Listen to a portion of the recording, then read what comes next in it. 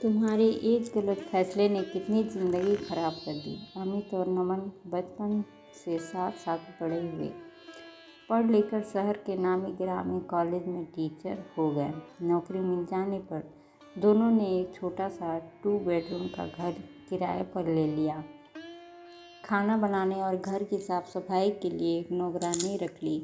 दोनों दोस्त अपनी नौकरी और घर में मस्त रहते।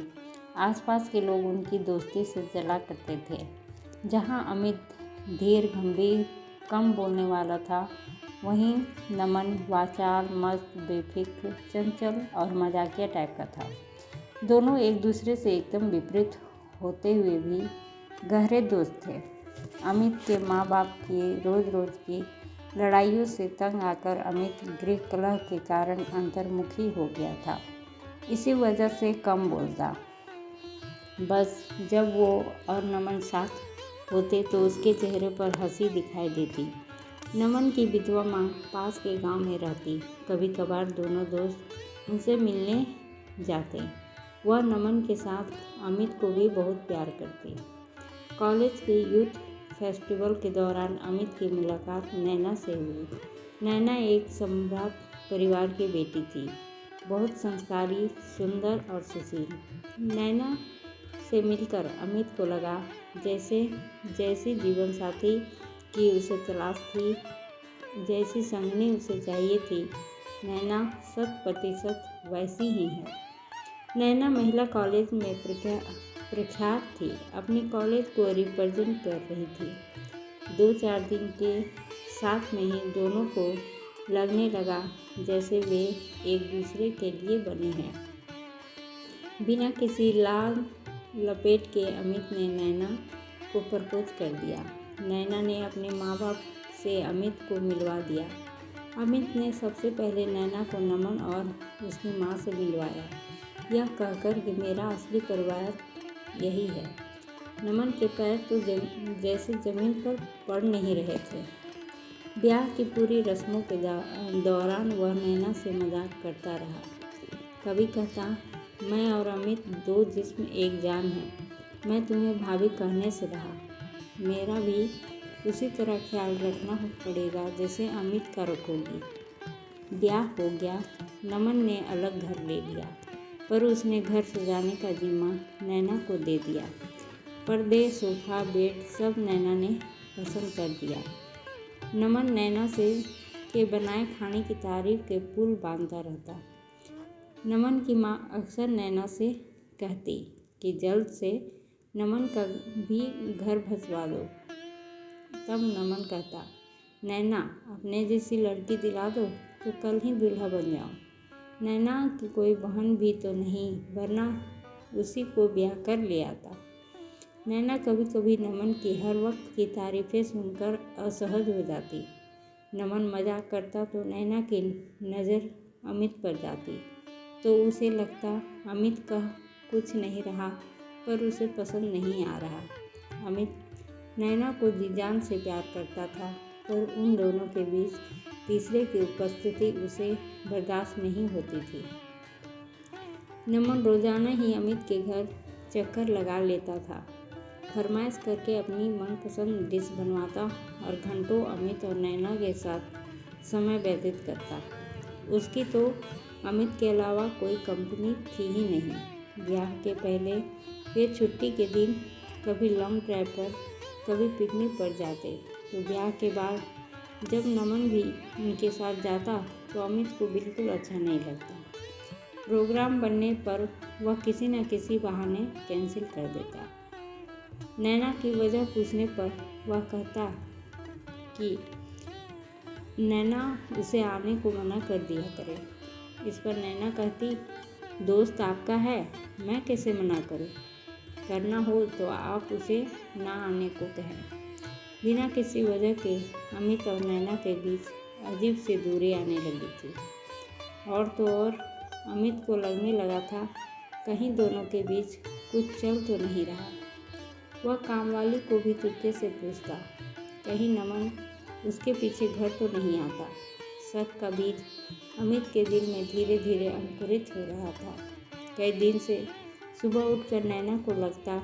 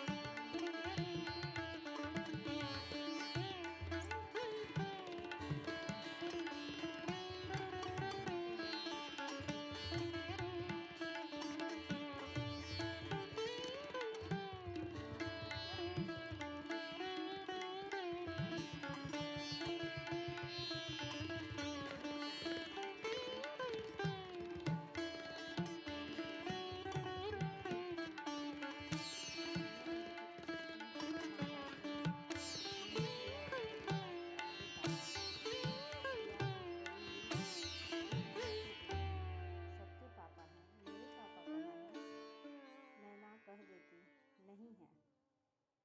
प्रिया वैज्ञानिक क्लास में आई तो उसने शहर के सबसे अच्छे कॉलेज में प्रिया पहले दिन कॉलेज गई तो उसे मेरे तैयार कपड़े देखकर रंग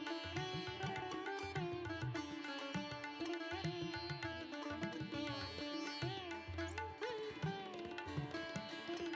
लगा क्या है, उसका मन यह सब पापा ने कैसे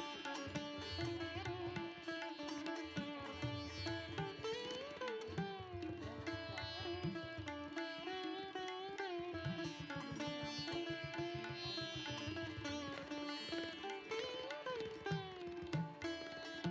इसके पहले दिन बताओ, आपके घर से पूछने के लिए मेरे परिवार ने बस इतना कहा कि प्रिया की माँ से कहा कि तुम कल आओ।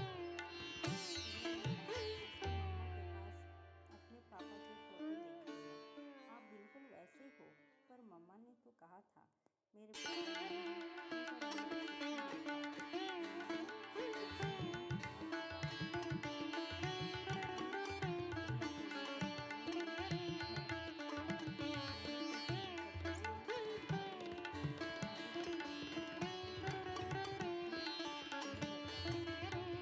दुश्मन ने काम किया हो। मैं उसे देखकर किसी गुस्से में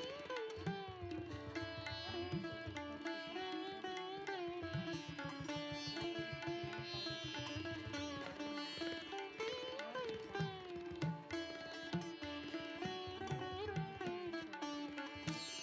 थी। अंदर पीछे नहीं छोड़ती। आज मैं अपनी बेटी से सच कहूँगा, आईडी मुझे माफ़ कर देना, लेकिन मैंने उसे कहीं गलत कह दिया। मैंने प्रिया को बताया उसके पापा नहीं हैं। क्यों? नैना ठंडी सांस लेकर बोली, क्या कहती, वो नहीं मुझको सच क्या आप ऐसा करोगे? मैं उसे समझाती रही, मैं एक बार और नहीं करूँगी। पर आपने ही माफ़ कर दिया। फिर उसे लगा कि कितनी जल्दी वो क्षमा कर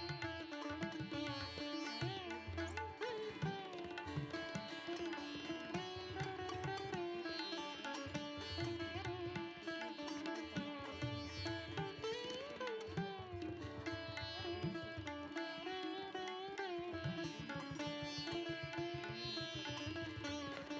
जानते थे? उनके भाई से मुझे कैसे लगता था? बातें बिल्कुल बदल गई थी। एक हंसता खेलता परिवार कैसे हो जाएगा? यही सोचा है तो वक्त के साथ सीख जो बात एक बार डल जाए सब कुछ खोखला कर तबाह कर देता है। ज़रूरत थी उसे वहीं ख़त्म कर देने की।